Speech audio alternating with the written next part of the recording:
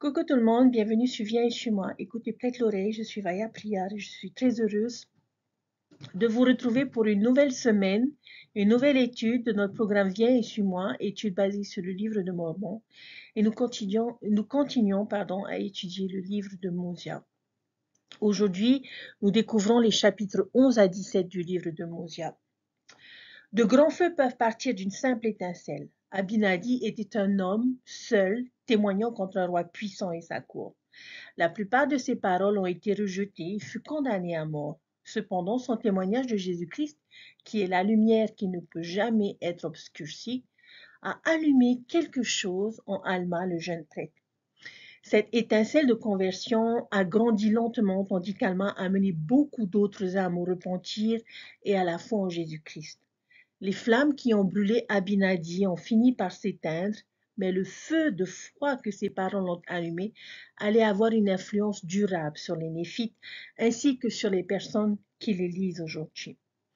La plupart d'entre nous ne se trouveront jamais dans la position d'Abinadi en raison de leur témoignage, mais nous connaissons tous des moments où suivre Jésus-Christ met notre courage et notre foi à l'épreuve. L'étude du témoignage d'Abinadi attisera peut-être également les flammes du témoignage et du courage dans votre cœur cette semaine. En tout cas, c'est ce que j'espère pour chacun d'entre nous.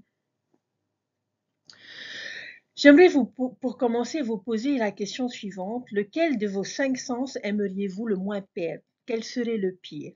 Est-ce que ce serait l'ouïe, l'odorat, le goût, le toucher ou est-ce que ce serait la vue?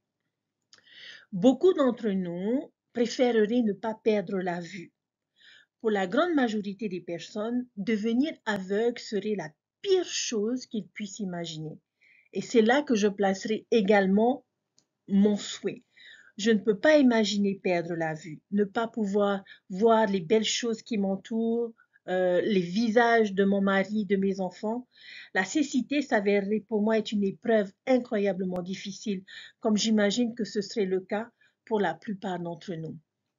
Quels pourraient être les résultats d'une personne qui, admettons, fait l'expérience d'avoir les yeux bandés pendant une journée? S'ils ne sont pas habitués et ne reçoivent aucune formation ou pratique, ces personnes se perdront probablement et auront besoin de beaucoup d'aide, perdront des objets et plus que probablement se blesseront en se cognant contre des objets ou en marchant dans des environnements dangereux.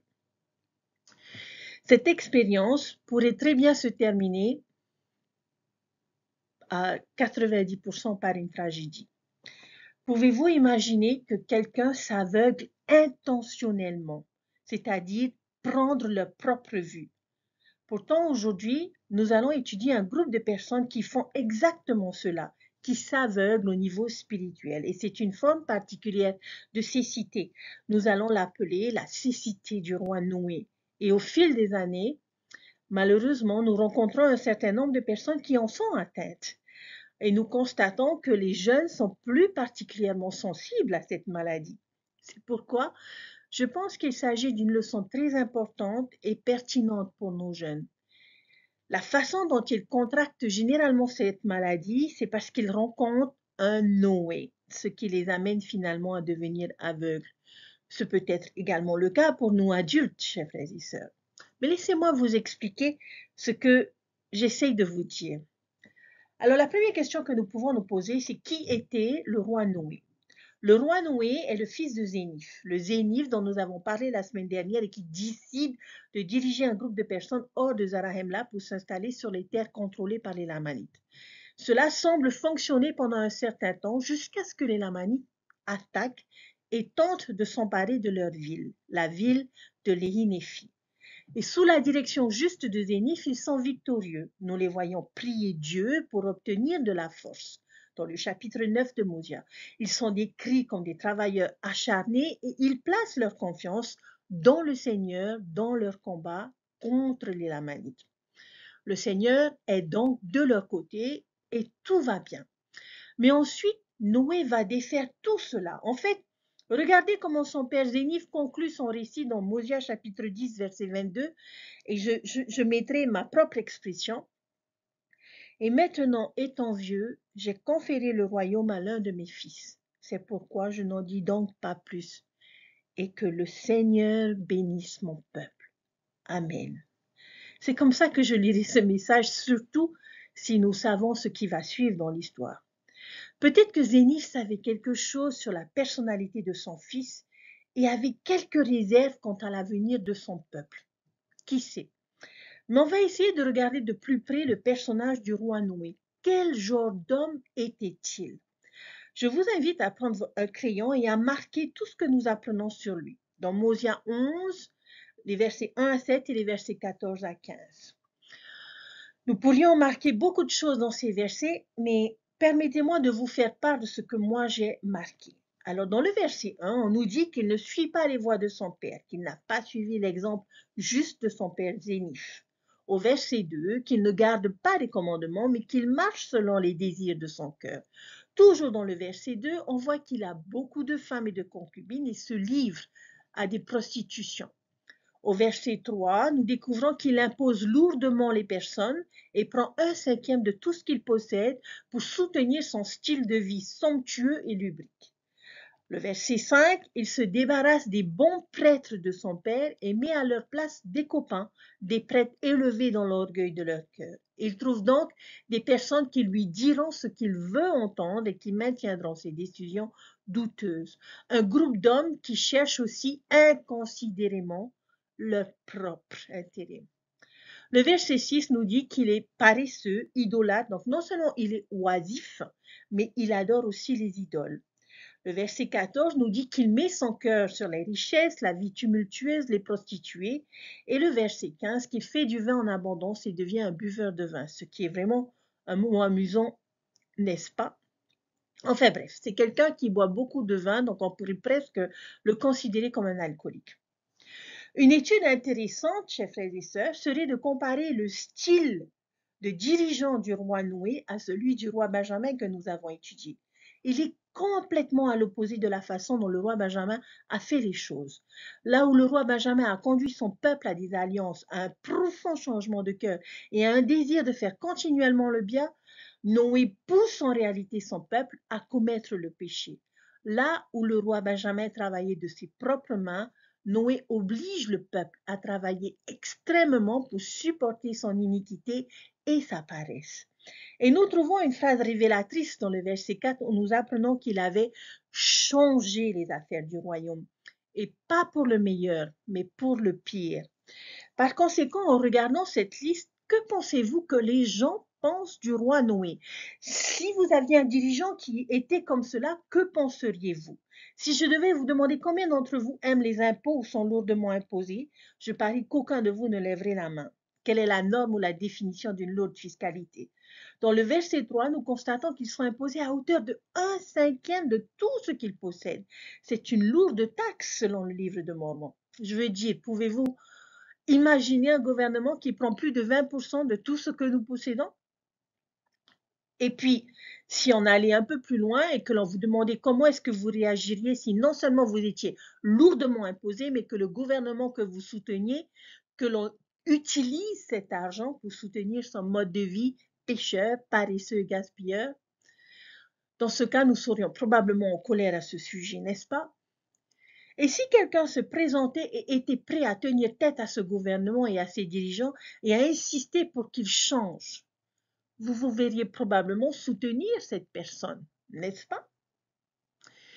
Il est donc évident que le peuple de Léhi-Néphi méprise Noé, s'oppose à lui et essaye de le faire perdre le pouvoir, n'est-ce pas? Eh bien non, ils ne le font pas. Ce sont quelques-unes des personnes les plus intéressantes que vous ayez jamais rencontrées. En fait, ils aiment cet homme, ils le soutiennent, ils le défendent, ils le trouvent génial avec ces méchants prêtres. Ce sont de grands fans, ils pensent qu'ils sont géniaux, que ce sont des gens très particuliers. Cependant, pourquoi pensez-vous qu'ils les soutiennent? Je pense que la réponse à cette question se trouve dans le verset 7, où l'on nous dit, oui, et il devint aussi idolâtre parce qu'ils étaient trompés par les paroles vaines et flatteuses du roi et des prêtres, car ils lui disaient des choses flatteuses. Il leur disait ce que leur homme naturel voulait entendre, la pire partie d'eux-mêmes. Ce sont ce que les Écritures appellent des devins. C'est un excellent mot descriptif. Les devins disent des paroles apaisantes. Ils nous donnent des excuses pour justifier un comportement pécheur dans leurs enseignements et par l'exemple de leur style de vie. C'est normal d'être paresseux. Concubine et immoralité, il n'y a rien de mal à cela. Cédez à vos convoitises, c'est tout à fait normal. Matérialisme, obtenez autant que vous le pouvez, chacun pour soi. Faites ce qui vous fait du bien, la vie est une fête. Mangez, buvez et réjouissez-vous car demain nous mourrons. Parce que vous voyez, il existe ici une dynamique intéressante entre les croyances et le comportement. Lorsque notre comportement ne correspond pas à nos croyances, cela nous met mal à l'aise. Il est difficile de gérer cette dissonance cognitive. Il existe donc deux solutions à cette discorde. Premièrement, je peux chercher à changer mon comportement pour m'aligner davantage sur ce que je crois et aussi compter sur la miséricorde et les mérites de Jésus-Christ et son expiation pour combler cette lacune. C'est une façon de procéder. Et telle était l'approche du roi Benjamin envers son peuple. Mais il existe une autre stratégie à notre disposition, n'est-ce pas? Qu'est-ce que c'est? Je peux changer mes croyances pour les adapter à mon comportement. Je peux réduire mes attentes envers moi-même, excuser et justifier mon comportement. Et c'est ce que font Noé et ses méchants prêtres. Et c'est ce que je pense que les Écritures entendent ici par des paroles vaines et flatteuses. Abaissant cette barre afin que nous puissions faire ce que notre homme naturel voudrait faire tout en cherchant à convaincre notre esprit qu'il n'y a rien de mal à cela. Je veux dire, les prêtres disent ces choses, et ce sont les soi-disant chefs religieux. Ils leur disent des choses flatteuses. Nous voyons également une source de vanité dans le verset 19, après qu'ils aient réussi à repousser une autre attaque lamanite. Le verset dit ceci, « Et alors, à cause de cette grande victoire, ils furent enflés dans l'orgueil de leur cœur. Ils se vantèrent de leur force, disant que leurs 50 pouvaient tenir tête à des milliers de lamanites. Et c'est ainsi qu'ils se vantaient et mettaient leurs délices dans le sang et dans l'effusion du sang de leurs frères. Et cela à cause de la méchanceté de leurs rois et de leurs prêtres. » Est-ce que vous voyez le problème ici, chers frères et sœurs? C'était des personnes qui se disaient, nous sommes meilleurs que tout le monde, nous sommes meilleurs que les Lamanites, nous sommes suffisamment forts par nous-mêmes pour n'avoir même pas besoin de Dieu comme béquille pour nous aider. Et malheureusement, j'ai l'impression que les gens ici sont victimes d'un mauvais leadership. Ils sont entraînés dans le mal par des paroles vaines, idolâtres, flatteuses de leurs rois et de leurs prêtres. Cependant, je crois que c'est le verset 29 qui le dit le mieux parce que cela résume le cœur du problème. Qu'est-ce que c'est?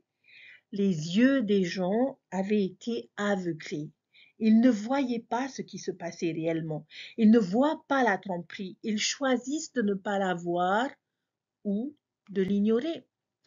Chers frères et sœurs, arrêtons-nous un instant pour appliquer les Écritures à nous et posons-nous la question. Qui sont les Noé et les méchants prêtres de notre vie? En avons-nous déjà rencontré auparavant? Un Noé?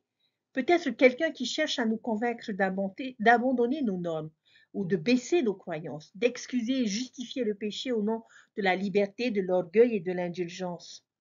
Un bon jeune homme pourrait commencer à sortir avec un nouveau groupe d'amis. Noé et ses méchants prêtres commencent à exercer une influence négative sur lui. Il commence à s'habiller différemment, à parler différemment, à agir différemment. Ou peut-être qu'un jeune développe un intérêt romantique pour quelqu'un et que cette personne, ce Noé, commence à le persuader d'aller de plus en plus loin avec lui physiquement. Ou peut-être qu'un jeune adulte va à l'université et qu'il est fasciné par une philosophie, par des enseignements d'un certain professeur ou par un mouvement. Il est possible également qu'une célébrité ou un style de musique, une star du sport ou une star de cinéma les attire et ces personnes et ces choses deviennent une sorte de roi Noé dans leur vie qui les éloigne de ce qui est bon. Ces influences flatteuses les encouragent à changer leurs croyances pour répondre à de nouvelles normes plus charnelles. Ils deviennent ainsi aveugles à la vérité.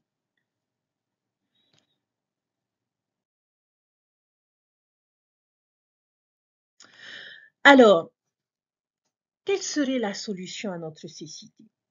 Malgré leur mauvais choix, Dieu continue d'aimer les personnes et refuse de rester les bras croisés et de les laisser patauger. Ce sont ses enfants et il sait où mène finalement ce chemin du péché. Il doit donc essayer quelque chose pour les sauver avant que les choses ne dégénèrent.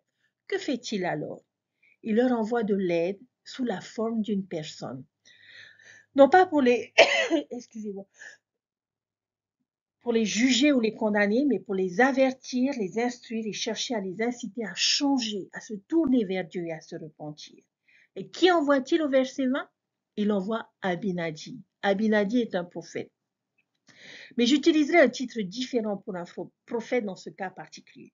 Prophète est le terme plus couramment utilisé pour désigner les représentants spéciaux de Dieu, mais il en existe d'autres. De quoi avons-nous besoin lorsque nous sommes aveugles? J'aimerais nous inviter à revenir au chapitre 8 de Mosia. Nous avons vu un terme pour désigner un prophète qui s'intègre très bien dans notre histoire et qui serait en relation avec le fait d'être aveugle. Dans Mosia chapitre 8, versets 13 à 17, ce titre apparaît au moins 4 fois dans ces versets. Qu'est-ce que c'est? Un voyant. Lorsque nous sommes aveugles, nous avons besoin d'un voyant. Et que voit un voyant? Amon nous aide à mieux comprendre cet appel dans ces versets. Et je trouve que c'est l'une des plus belles définitions d'un prophète et voyant. Nous découvrons que le voyant peut traduire des documents comme un don de Dieu. Cela peut être littéral, comme dans le cas de Joseph Smith et des plaques d'or, ou ici avec Mosia et les 24 plaques jarétites. Mais plus généralement et symboliquement parlant, que signifie traduire quelque chose? C'est là que nous prenons quelque chose que les gens ne comprennent pas ou ne peuvent pas comprendre et que nous le rendons compréhensible. C'est ce que fait un voyant. Il prend des concepts difficiles, des problèmes de société, des décisions et nous les rend compréhensibles comme un don de Dieu. Maintenant, lorsque Amon dit à Lémi que les voyants ont cette capacité, ce don, il arrive à une conclusion, un voyant est plus grand qu'un prophète. Et Amon le corrige et lui dit non, non, non, un voyant est un révélateur et un prophète. Tous ces termes vont ensemble. Les voyants sont des prophètes, les prophètes sont des voyants et ce sont des révélateurs. Que signifie être un révélateur? Un révélateur est celui qui révèle des choses. Ce terme va donc de pair avec le terme voyant, car que fait un voyant de ce qu'il voit? Il révèle ce qu'il voit aux autres. Cela ne servirait pas à grand-chose pour un voyant de simplement voir les choses par lui-même. Alors il partage les choses qu'il voit et c'est un prophète. Un prophète, c'est quelqu'un considéré comme un proclamateur de la volonté de Dieu. Ils peuvent connaître des choses qui sont passées. Parfois, nous avons du mal à donner un sens à des événements passés ou à des choses contenues dans les Écritures ou l'histoire de l'Église. Les voyants peuvent clarifier ces choses. Ils peuvent voir leur signification, leur impact et leur objectif. Ils peuvent connaître les choses à venir. C'est pourquoi les voyants ou les prophètes sont parfois dans les Écritures comparés à des gardiens d'une tour parce qu'ils ont une perspective élevée. Ils peuvent voir les dangers là où la personne moyenne ne le voit pas. Alors ils nous avertissent et nous encouragent à nous préparer aux difficultés ou aux maux à venir. Il existe de nombreux exemples dans l'histoire de l'Église de la capacité d'un prophète à anticiper son temps. Prenons l'exemple de la parole de sagesse qui a été donnée à une époque qui anticipait de loin les maux et les desseins qui existent et existeront dans le cœur des hommes conspirateurs dans les derniers jours. L'importance accordée par David O'Mackey aux valeurs familiales et son dévouement sont intérieurs au mouvement anti-famille et contre-culturel des années 60.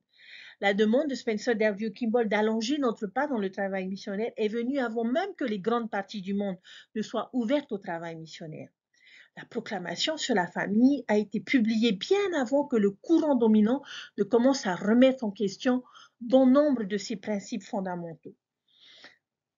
Et qui peut douter que les nombreux changements intervenus dans la politique et la pratique de l'Église ces dernières années ne soient le résultat d'une prévoyance et d'une prescience que nous ne pouvons pas complètement saisir à l'heure actuelle. Le temps nous le dira sûrement. Et puis, sur un plan beaucoup plus personnel, ils nous mettent en garde contre les conséquences de certaines actions ou péchés que nous ne pouvons peut-être pas voir avec notre vision limitée. La brochure Jeunes soyez forts regorge de ce genre de prophéties. Elle encourage les jeunes et nous tous à faire attention aux décisions que nous prenons et nous aide à réfléchir aux résultats futurs possibles de ces décisions parce que les prophètes peuvent les voir alors que d'autres dans le monde ne les voient pas comme des problèmes. Ils regardent à l'horizon et disent, je n'y vois aucun problème. Je ne vois pas ce qu'il y a de mal à aller là-bas, à dire ou à vivre de cette façon. Et le voyant répond, vous avez raison, vous ne voyez pas. Alors faites-moi confiance, faites confiance à quelqu'un qui le fait. Les voyants ont le don que Dieu leur a donné de parler des choses à venir. Nous avons peut-être remarqué que les prophètes ne semblent souvent pas être dans l'air du temps. C'est parce qu'ils ne le sont pas. Ils sont en avance sur leur temps et non en retard. Plus de qualité, par eux toutes choses sont révélées. Ils peuvent mettre en lumière des choses secrètes ou cachées. Ils peuvent faire connaître des choses qui autrement ne pourraient l'être. Ils peuvent faire de grands miracles et ma description et la qualité préférée d'un voyant, c'est qu'ils deviennent un grand bienfait pour leurs semblables. Pouvez-vous comprendre pourquoi les voyants sont si importants pour le plan de Dieu et pourtant malheureusement et coïncidant avec notre thème de la vue au milieu de Mosia 8:20, et comme l'intelligence des enfants des hommes est aveugle et impénétrable. Tellement triste que les personnes choisissent la cécité alors qu'un voyant leur est clairement accessible. Chers frères et sœurs, quel est le message d'Abinadi? Je vais simplement résumer Mosia 11, 20, 25 et souligner les mots « à moins qu'ils ne se repentent » apparaissent au moins 4 fois. Le message est un avertissement clair. Nous devons changer. Cette route que nous empruntons ne mène à rien de bon. Le roi Noé n'est pas notre ami. Il nous mène à la servitude. Et comment est-ce qu'ils le traitent? Comment est-ce que les aveugles de Noé réagissent-ils souvent à ceux qui les affrontent avec amour, mais avec force? Regardez les versets 26 à 29 qui disent ceci. Alors il arriva que lorsqu'Abinadi leur eut dit ces paroles, ils furent furieux contre lui et ils cherchèrent à lui ôter la vie. Mais le Seigneur le délivra de leurs mains. Alors, lorsque le roi Noé eut été informé des paroles qu'Abinadi avait dites au peuple, il fut furieux aussi. Et il dit, qui est Abinadi pour que moi et mon peuple devions être jugés par lui, ou qui est le Seigneur qui fera venir sur mon peuple une si grande affliction? Je vous commande d'amener Abinadi ici, afin que je fasse mourir, car il a dit ces choses pour exciter mon peuple à la colère, les uns contre les autres, et pour susciter des querelles parmi mon peuple. C'est pourquoi je vais le faire mourir. Verset 29. Or le peuple avait les yeux aveuglés. C'est pourquoi il s'endurcit le cœur contre les paroles d'Abinadi, et il rechercha à partir de ce moment-là à se saisir de lui. Et le roi Noé s'endurcit le cœur contre la parole du Seigneur et ne se repentit pas de ses mauvaises actions. Et nous le voyons dans Mosia 12 également, lorsque Abinadi, une fois chassé, revient déguisé, ce qui est un peu assez ironique. Mais les premiers mots qu'il dit, c'est « Ainsi le Seigneur m'a ordonné de dire, Abinadi va et prophétise ».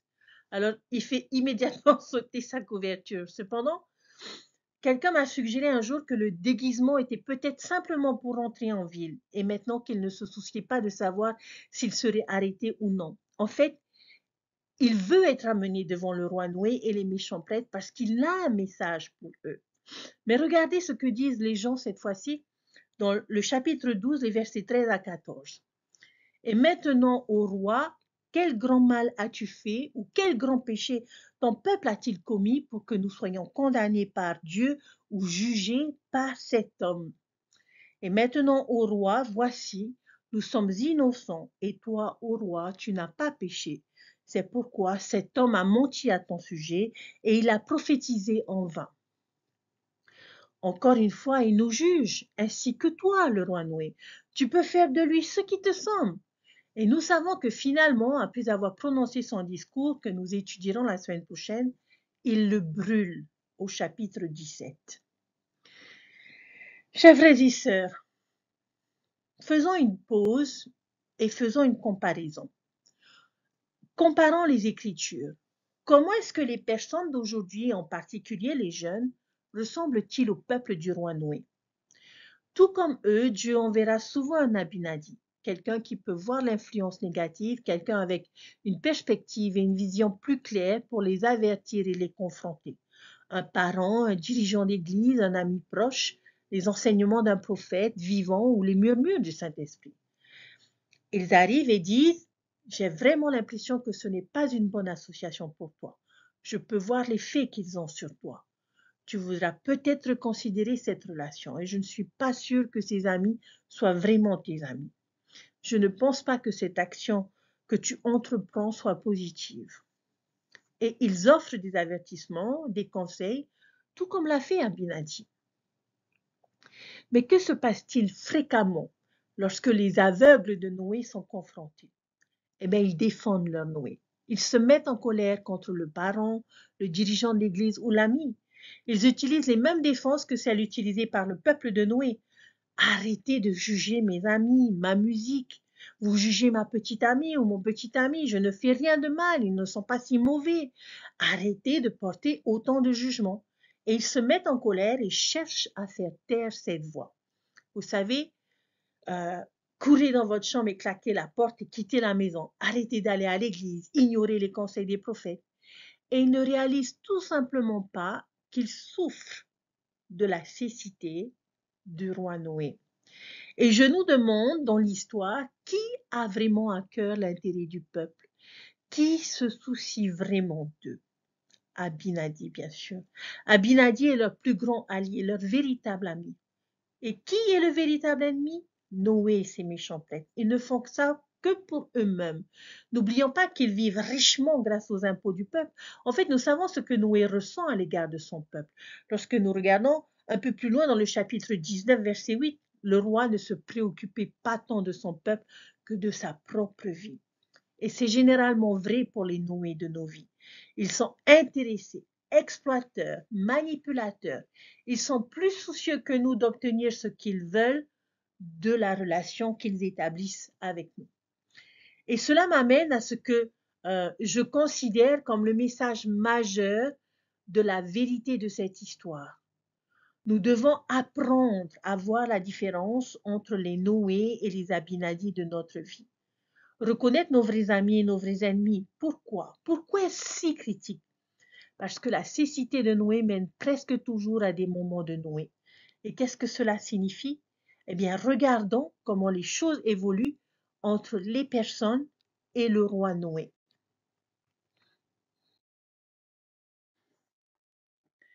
Parfois, l'une des meilleures choses que nous puissions faire lorsque nous étudions les Écritures pour vraiment les aider à prendre vie pour nous est de pouvoir nous y plonger, se mettre dans leurs souliers et imaginer ce que cela aurait été si nous avions été là.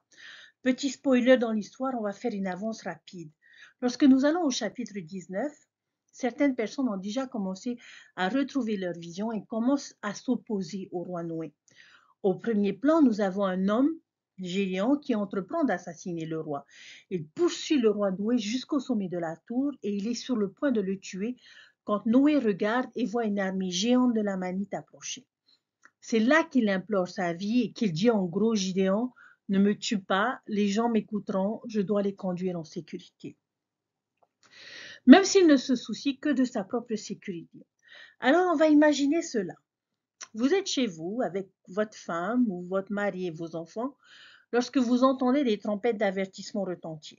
Vous sautez sur vos pieds, vous vous précipitez vers la porte pour voir ce qui se passe. La nouvelle se répand vite, les Lamanites arrivent. Je vais vous utiliser, vous les frères. Imaginez-vous emmener votre femme et vos enfants et vous enfuir de la maison. Vous vous dirigez vers la place centrale de la ville où votre héros, votre chef, votre roi crie « Une armée innombrable de l'Amanite sera bientôt là.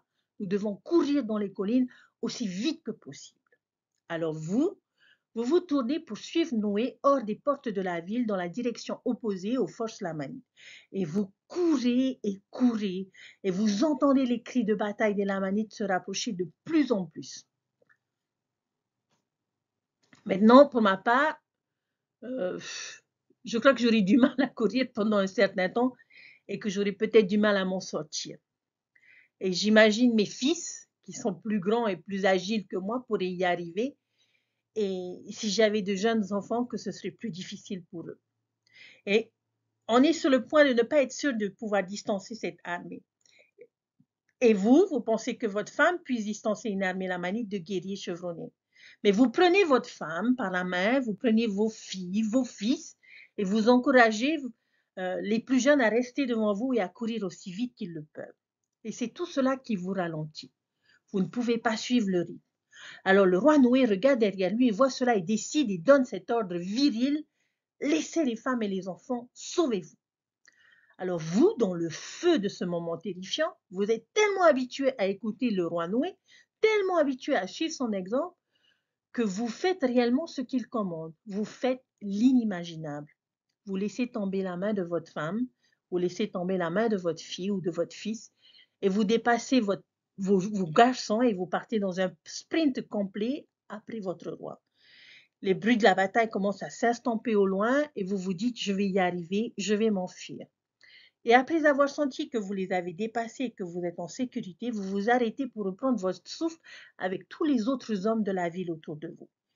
Et puis tout d'un coup, vous vous dites: mais qu'est-ce que j'ai fait?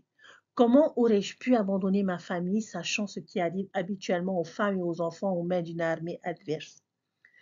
Maintenant, ils ne les tuent pas. Les femmes vont plaider pour leur vie et les lamanites auront pitié d'elles, mais eux, ces hommes qui les ont abandonnés, ne le savent pas.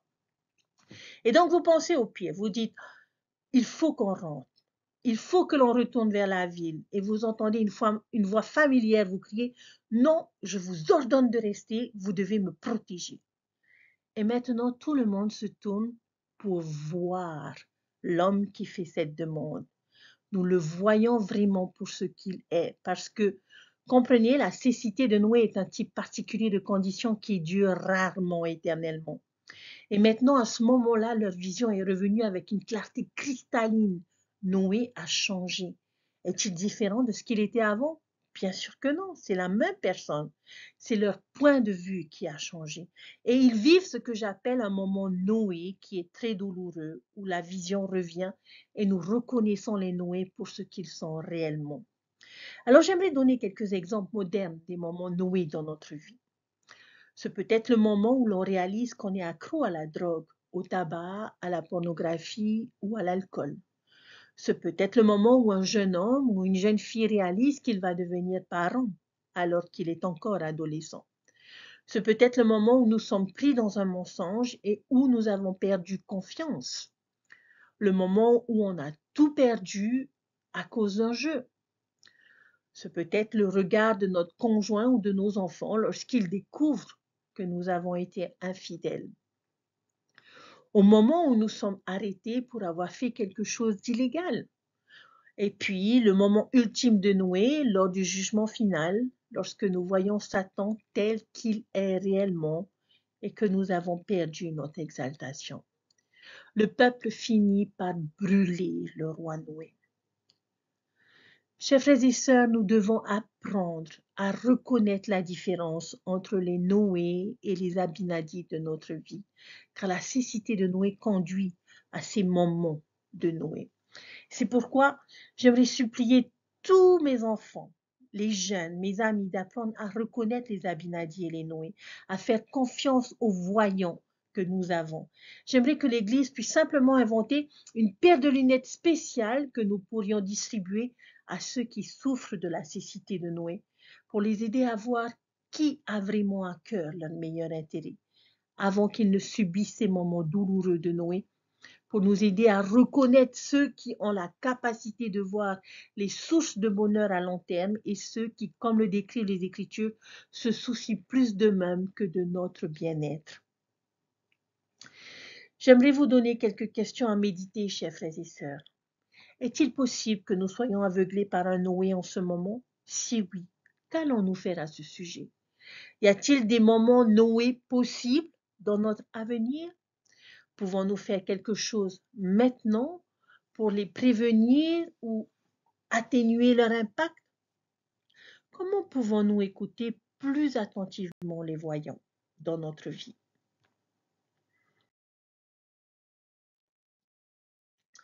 Je prie pour que la distinction entre les Noé et les voyants soit toujours claire à nos yeux et que nous fassions tous confiance aux voyants, aux prophètes, aux dirigeants de l'Église, aux parents justes et aimants et au Saint-Esprit, afin que nous soyons protégés de l'influence du roi Noé et de la douleur et de la tragédie des moments de Noé. Que ces moments soient rares dans notre vie. Chers frères et sœurs, est-ce qu'un prophète n'est pas quelqu'un qui nous enseigne à ouvrir des portes que nous pensons ne pas pouvoir ouvrir nous-mêmes? Des portes qui ouvrent sur une plus grande lumière et une plus grande vérité. Est-ce qu'un prophète n'est pas comme des mains jointes devant le corps de l'Église qui aident les membres à naviguer dans les sombres corridors du monde? Est-ce qu'un prophète n'est pas quelqu'un qui veille et nous attend patiemment pendant que nous allons où nous avons besoin d'aller? Quel réconfort de savoir que le Seigneur continue de garder un canal de communication ouvert pour ses enfants par l'intermédiaire du prophète. Quelle bénédiction de savoir que nous avons une voix dont nous pouvons être certains qu'elle déclare la volonté du Seigneur. Comme l'a enseigné le prophète Amos, car le Seigneur l'Éternel ne fait rien sans avoir révélé son secret à ses serviteurs les prophètes. Puisse le Seigneur nous bénir pour que nous suivions celui qui a été appelé à être notre prophète, voyant et révélateur. Je rends témoignage que l'intervention divine a préservé et préparé le président Nelson pour cette grande et importante responsabilité. Il est le serviteur choisi par le Seigneur. Et j'en témoigne au nom de celui dont c'est l'Église, c'est-à-dire notre Seigneur et Sauveur Jésus-Christ.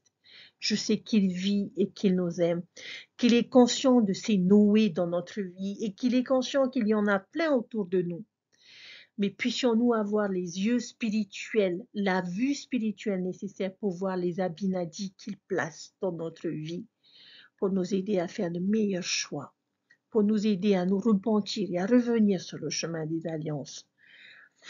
Et le premier abinadi que nous avons tous sans exception est notre prophète, Russell M. Nelson, ses conseillers, le collège des 12 et tous les dirigeants que nous avons dans notre vie. Ils sont tous ces abinadis que nous pourrions avoir besoin et que le Seigneur a placés dans notre vie pour nous aider, pour nous enseigner et pour nous ramener sur le chemin des alliances. Dieu vit et Dieu nous aime. Cessons d'être aveugles, chers frères et sœurs. Cessons de nous laisser guider par l'homme naturel ou la femme naturelle qui se trouve en nous. Cessons de nous justifier. Cessons de trouver des excuses. Bien souvent, que ce soit pour les jeunes ou pour les adultes, nous considérons souvent les commandements du Seigneur comme une contrainte, comme quelque chose qui nous oblige à faire ou ne pas faire quelque chose. J'aimerais vous inviter, chers frères et sœurs, dorénavant, au lieu de regarder les commandements, puissiez-vous vous tourner vers celui qui les a commandés. Parce que les commandements nous mènent vers notre Sauveur Jésus-Christ et nous aident à être davantage comme lui. Alors ne permettons pas à des Noé de changer notre statut, de changer notre manière de gérer notre royaume. Restons fidèles à nos alliances que nous avons contractées au baptême ou au temple. Et je sais que si nous sommes fidèles, et si nous gardons les commandements, comme le livre de Mormon nous l'enseigne maintes fois, nous prospérerons et nous vivrons. C'est mon message et mon témoignage que je vous laisse au nom de Jésus-Christ. Amen. Je vous souhaite à tous une merveilleuse semaine. Ouvrez les yeux, regardez les Noé, évitez-les et recherchez les Abinadi si vous avez le sentiment qu'un Noé a plus d'influence qu'il ne devrait en avoir dans votre vie. Que Dieu nous bénisse tous. Nous sommes sur cette terre pour être mis à l'épreuve. Et des Noé, il y en a eu et il y en aura toujours. mais sachons nous tourner vers la seule source qui pourra nous aider à les vaincre. Je vous aime, chers frères et sœurs, et merci d'être toujours là et de m'accompagner en toutes choses. Prenez soin de vous et je vous dis à très vite. Bye!